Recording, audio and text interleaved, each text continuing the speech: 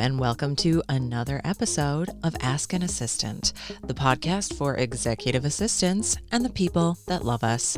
I'm your host, Jess Lindgren. Let's get to work. This week's episode is a new installment in the Importance of Language series.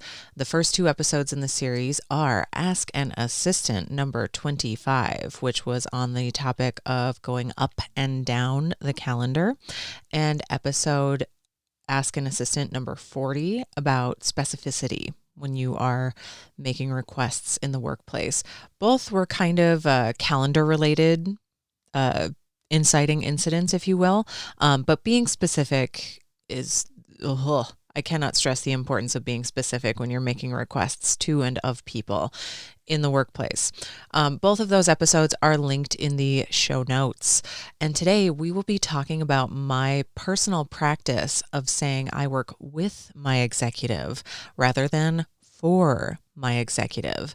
And the way that this came around is the last full-time in-office executive assistant role I had.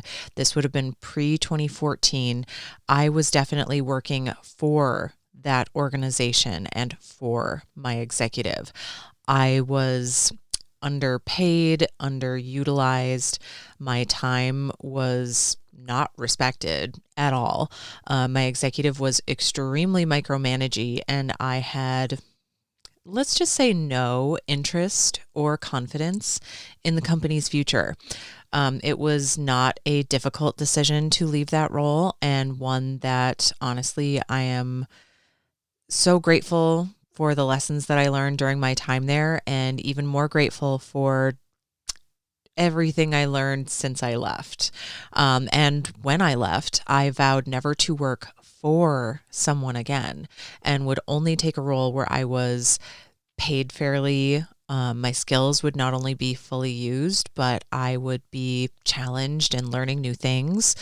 My time had to be respected. Like, that was not negotiable, meaning if I'm off at 5 o'clock, I am off at 5 o'clock.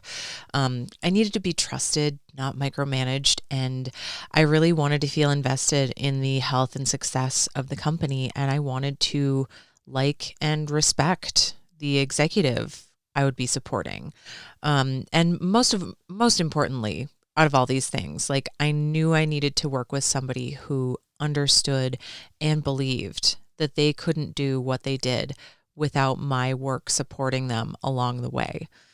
My present role I have found through word of mouth. I told everybody that I knew that I was quitting my job and starting my own company, and somehow somebody that I just happened to live in the same city with, be part of the same co-working facility, knew a guy who needed a gal, and March of 2025, so just a few short weeks from now, will mark 11 total years working with my executive, like the completion of year number 11 and the start of year number 12.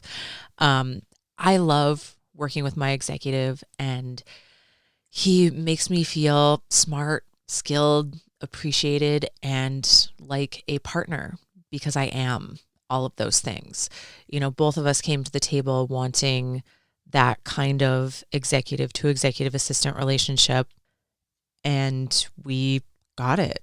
You know, it wasn't necessarily there from day one, but it's definitely something that we have prioritized and worked on over the years that we've been together, and over the pivots that my executive has had in his career, and all of the new skills that I've learned along the way. And roles like this may be rare. I mean, I can speak from experience. It's not every day that you find somebody who respects you, who treats you well, who values your work and understands the value of you working with them rather than the attitude of you working for them. But truly, that seemingly small mental and verbal shift from thinking of yourself as working for someone to working with someone, it's extremely powerful. And especially setting that expectation with your executive. I get questions all the time. Hey, Jess, I'm starting a new role. I'm starting my first executive assistant role. I took time away from the office, and I am coming back after several years in a different career or being a stay-at-home parent.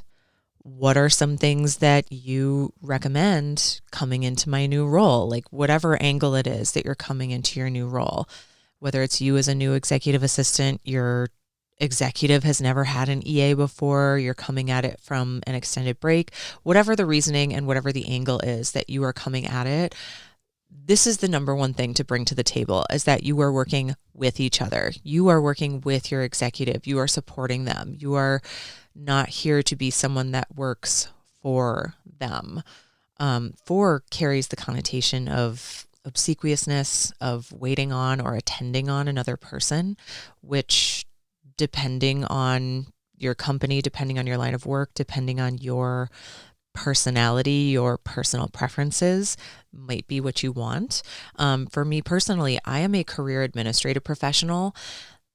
The mindset, I don't like mindset. Like I work in such a markety, coaching mindset industry, and the word mindset, we'll talk about that some other day.